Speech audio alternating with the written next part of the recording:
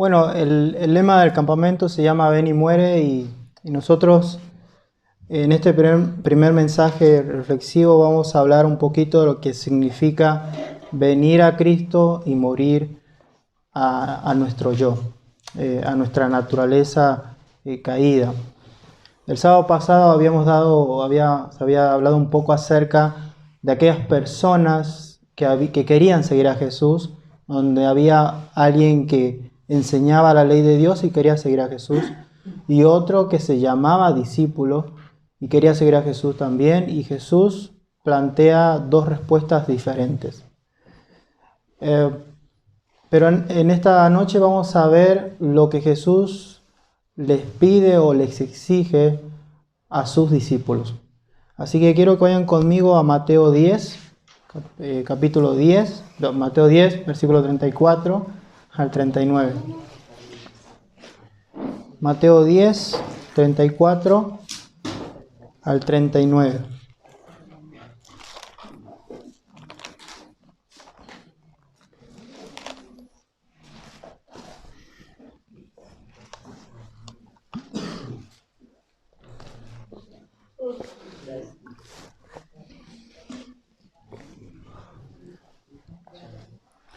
Que dice lo siguiente: No penséis que he venido para traer paz a la tierra, no he venido para traer paz, sino espada, porque he venido para poner en disensión al hombre contra su padre, a la hija contra su madre, a la nuera contra su suegra, y los enemigos del hombre serán los de su casa. El que ama a padre o madre más que a mí, no es digno de mí. El que ama a hijo o hija más que a mí, no es digno de mí. El que no toma su cruz y sigue en pos de mí, no es digno de mí. Si nosotros vemos un poquito el contexto del capítulo 10 de Mateo, comienza Jesús eligiendo a los 12 discípulos, que sería entre el versículo 1 y 4. Y luego Jesús envía a sus discípulos, que sería entre el versículo 5 y 15. Y después Jesús le habla acerca o les advierte de ciertos peligros y ciertas recomendaciones que deberían tener en cuenta los discípulos a la hora de ir a predicar el Evangelio, que sería entre el versículo 16 y 25. Y después Jesús les dice, bueno, ustedes no tengan temor, que dice, no tengan temor al que puede destruir el cuerpo, pero no el alma, hablando acerca de las persecuciones, sino, como dice el 28, no teman a los que matan el cuerpo, mas el alma no puede matar, temen más bien a aquel que puede destruir el alma y el cuerpo en el infierno. Y luego, en la parte donde nos toca, es acerca de esas reacciones adversas que puede tener un discípulo o seguidor de Jesús. Y el mismo capítulo termina hablando acerca de las recompensas, que sería entre el versículo 40 y 42. El primer punto se llama muriendo a nuestros ideales. Muriendo a nuestros ideales sería el versículo 34 al 36. Y algo que es muy interesante es que Jesús les dice a sus discípulos, no piensen que yo he venido para traer paz a la tierra. Y luego vuelve a repetir Jesús y dice, no he venido para traer paz, sino espada. En otra traducción dice conflicto.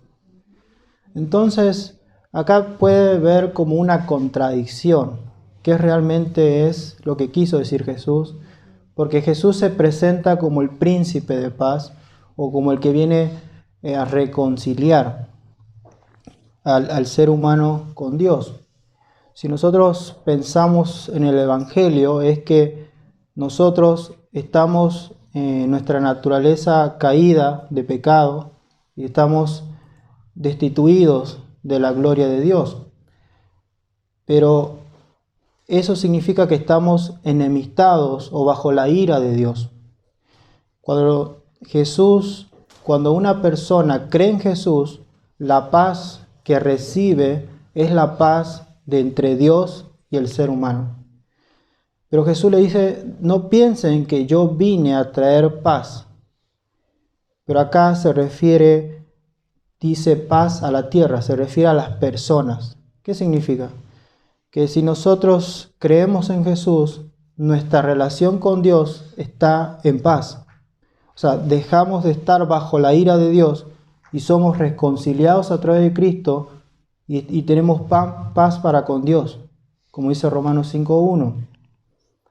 Y esa paz repercute en mi relación con las personas. Romanos 12 habla acerca de que, en cuanto dependa de ustedes, estar en paz con todos los hombres. Esa es la paz que Jesús da.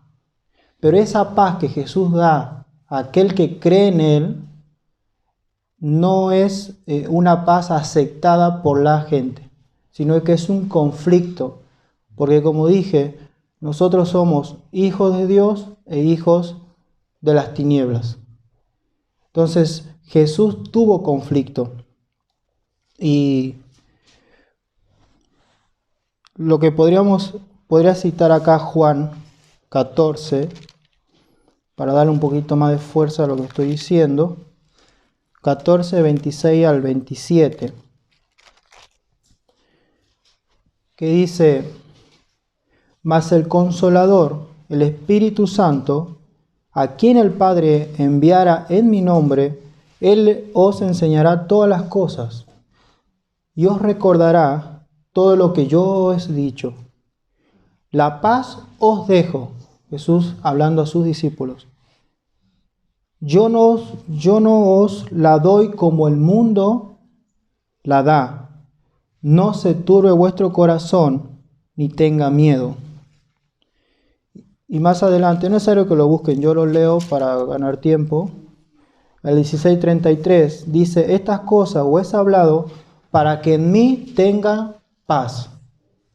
En el mundo tendréis aflicción, pero confiad, yo he vencido al mundo.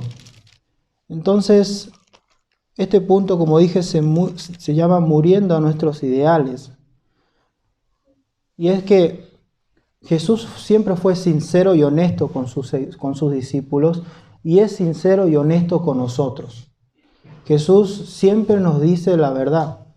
Y esta verdad es que nosotros muchas veces o situaciones de nuestras vidas vamos a tener conflicto con personas, inclusive cercanas a nosotros, por querer vivir el Evangelio, por querer seguir a Jesús.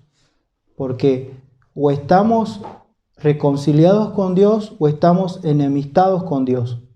Si nosotros estamos reconciliados, estamos en paz con Dios.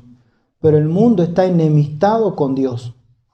Y como está enemistado con Dios, a los hijos de la luz, a los hijos de Dios, no les cae bien. Hay un choque. Y es por eso que matan a Jesús. Además del por qué vino. Pero la gente no quería esa paz que Jesús daba. Que obviamente era un llamado al arrepentimiento y a vivir una vida para Dios. Y algo muy práctico que podemos sacar acá es que esto no nos tiene que sorprender. Este conflicto, roce que podemos tener por ser seguidores de Jesús no debe sorprendernos. Como dice 1 Pedro 4:12 al 14, que habla un poco de eso. Ahora, si somos discípulos, somos llamados a vivir una vida entregada a Cristo, entregada a Dios. Y eso es lo que el Campa va a hablar, que es vivir una vida de servicio a Dios. El solo hecho de querer servir a Dios va a traer conflicto. Tiene que suceder. Pero, ¿por qué? Porque vamos a querer pensar y vivir como Jesús. Y eso trae un conflicto.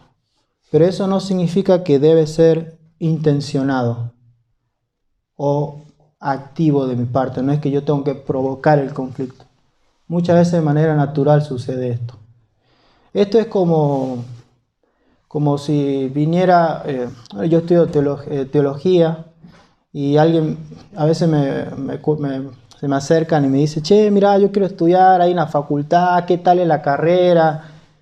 Y yo por dentro digo: es maravilloso, pero hay que sufrir un poco. Hay conflicto, hay momentos que querés dejar todo, pero si uno es honesto, che, mirá, si Dios te llamó, hazlo. Pero tienes que saber que va a haber momentos duros, difíciles. Y Jesús es lo que nos dice a nosotros. Querer vivir para Dios y morir a nosotros va a traer conflicto. Luego vamos ahora a lo que dice Jesús ahí, hablando un poquito acerca de, que dice, porque he venido a poner en disensión al hombre contra su padre, y luego dice a la hija contra su madre. Algo que podemos sacar acá es que Jesús dice, miren, el conflicto primero va a ser interno, va a ser con el círculo más cercano que ustedes tengan, con sus familias, con las personas que con ustedes se criaron o han vivido toda su vida. Y hay un dicho que dice, bueno, que las personas que nos aman son las que más daño nos pueden hacer. Y ser seguidor de Jesús es ser consciente de esta realidad. Inclusive el mismo Jesús tenía conflicto con sus hermanos y con su familia y con la gente de su ciudad por querer hacer la voluntad del Padre. No voy a citar el texto porque se nos va a ir. Ahora, muchos de los que están aquí vienen de hogares cristianos y yo no conozco a todos aquí, ni conozco sus familias, y tampoco sé si son realmente cristianos o no sus familias. Pero lo que sí puedo decir es que si nosotros somos cristianos de verdad, y si queremos vivir y seguir a Jesús, siempre va a traer conflicto con nuestra familia. Quizás no cristiana, o quizás dicen que es cristiana, pero en las acciones quizás no se nota mucho.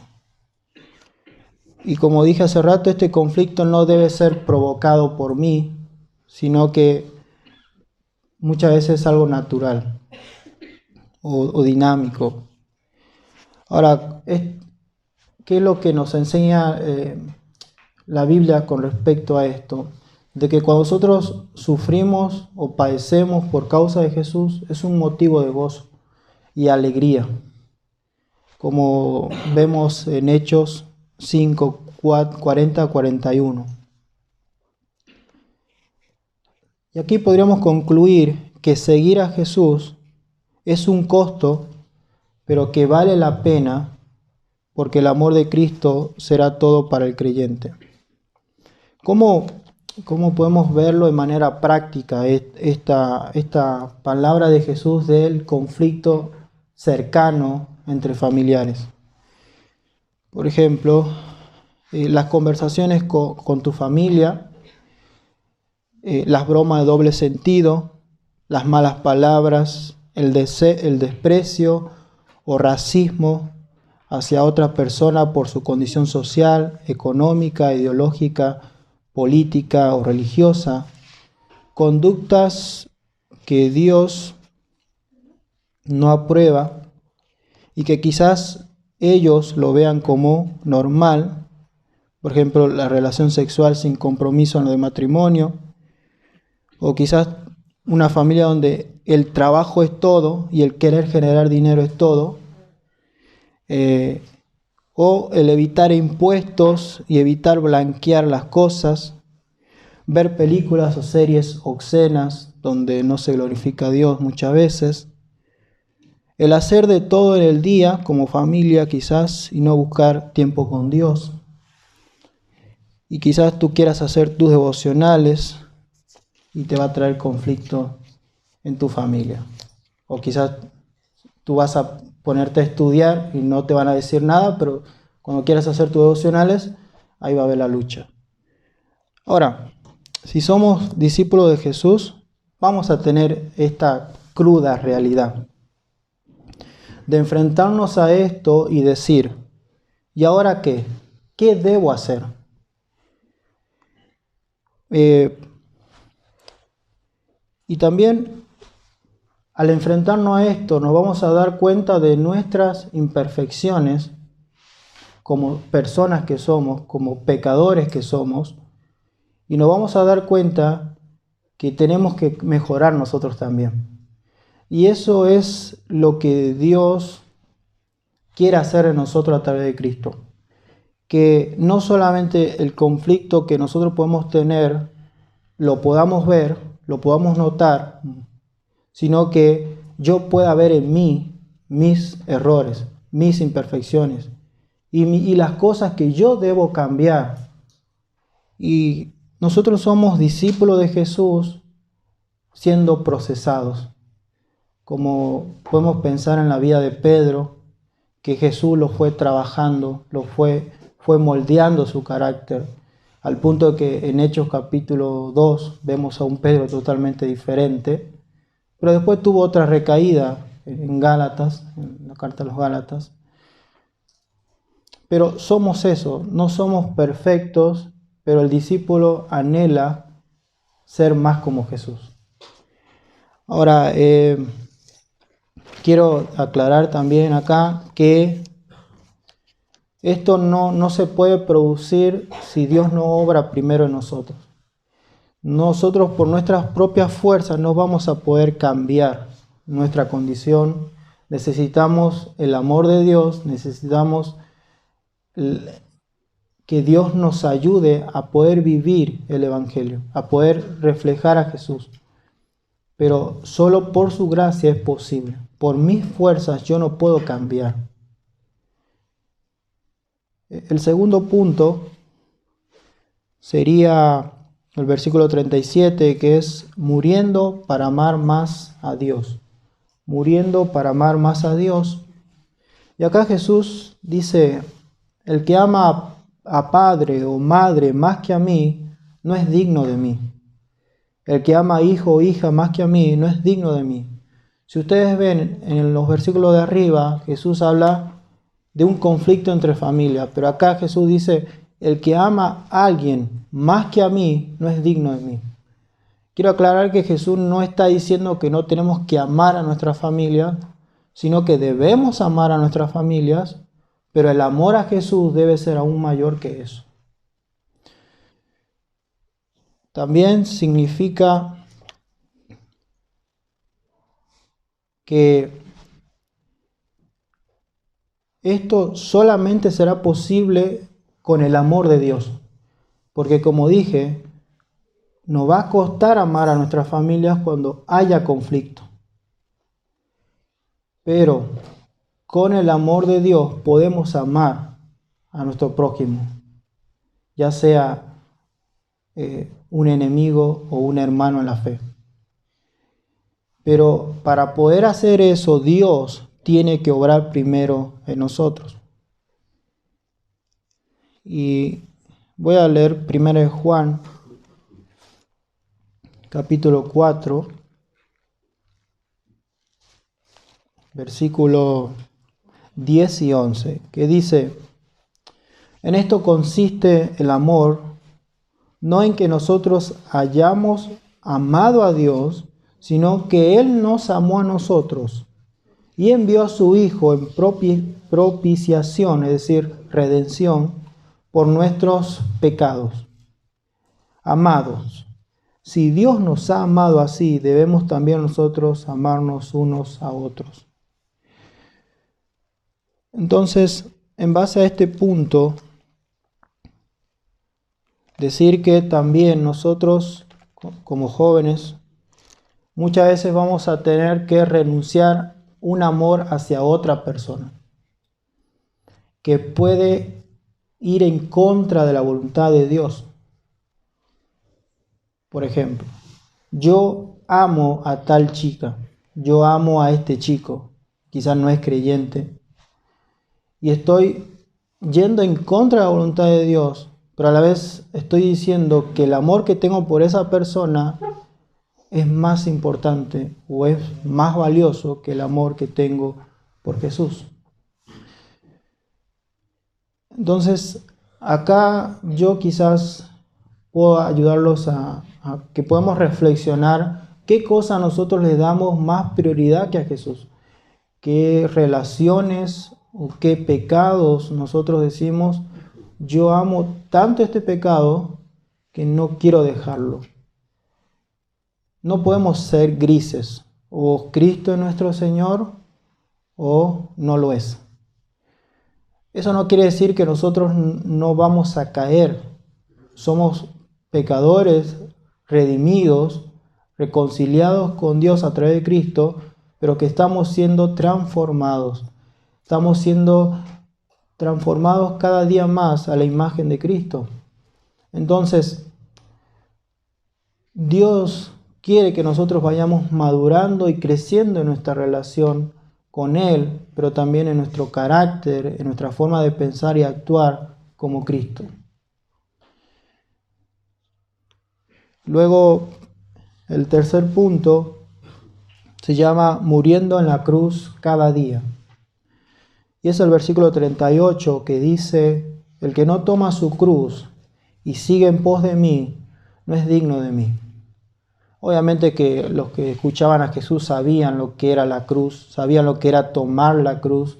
Ellos habían sido testigos presenciales de cómo la gente moría colgada en una cruz, ya sea por una rebelión contra el imperio, y lo fuerte que significaba morir en una cruz, la humillación, la agonía, el sufrimiento, que era considerado como una maldición, según la ley de Dios. Y Jesús dice, el que no toma su cruz y sigue en pos de mí, no es digno de mí.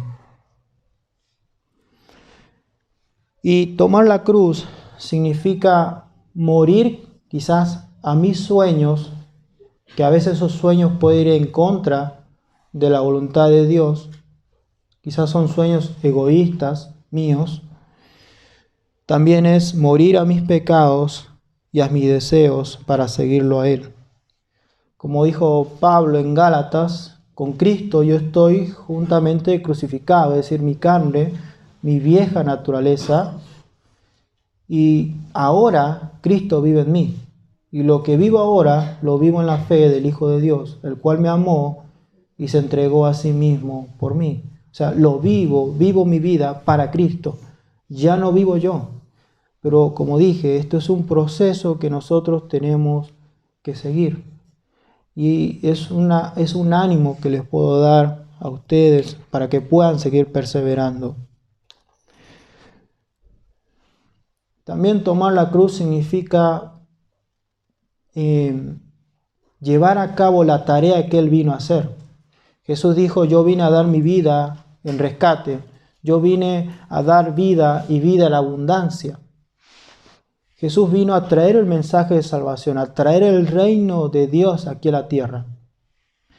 Y nosotros, al tomar la cruz, significa que formamos parte de esa tarea de llevar el evangelio, de llevar el mensaje a nuestro prójimo.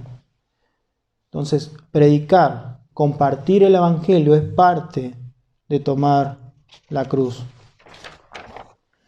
También, tomar la cruz significa que debemos ser partes de su sufrimiento. Tomar la cruz significa el sufrimiento, la muerte. Y para nosotros debería ser que tomar su cruz es ser partícipe de ese sufrimiento. Jesús no vino a morir para hacernos la vida más fácil ni más próspera, sino que Él vino para quitar en medio lo que obstaculizaba nuestro gozo eterno en la gloria de Dios. Nosotros estábamos privados de la gloria de Dios, había una muralla grande que se llama pecado, y lo que hizo Cristo es derrumbar eso para que nosotros podamos disfrutar de la gloria de Dios en esta vida, pero en la vida venidera. Es maravilloso. No hay algo más hermoso que eso. Vivir para la gloria de Dios y estar en la gloria de Dios. el gozo eterno con Dios.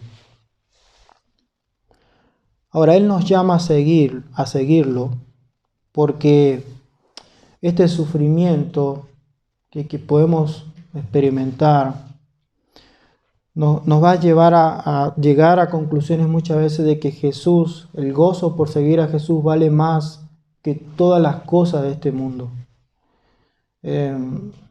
Yo, por ejemplo, nací en un hogar no cristiano y en mis primeros años realmente estaba prendido fuego, como dirían algunos hermanos que aprecio mucho, por Jesús. Realmente amaba y sigo amando estudiar, leer la Biblia y todas esas cosas. Pero el conflicto que muchas veces me traía con mi familia no era algo lindo, porque uno ama a su familia y el daño es más fuerte, o el golpe es más fuerte que te lo haga un extraño. Pero el gozo que yo sentía por querer vivir para Jesús, seguir a Jesús, no había comparación. Realmente sentía paz. Decía, realmente la vida no puede ser solo trabajar, tener un trabajo, una carrera, tener una casa, tener cosas. La vida es más que eso. Pero yo no lo pude ver si Cristo no obraba en mí. Entonces, y esto no solamente puede ser con nuestra familia, sino con nuestros propios amigos. Muchas veces nosotros le prometemos a las personas que si creen en Jesús, sus problemas se van a solucionar. Los problemas espirituales sí, gloria a Dios, pero los otros problemas de la vida diaria a veces se agravan más. Es como si sintieras que una nube negra estuviera encima de tu cabeza y todo saliera mal. Todo. Tú quieres hacer la voluntad de Dios y todo te sale mal. Problemas por acá, problemas por allá.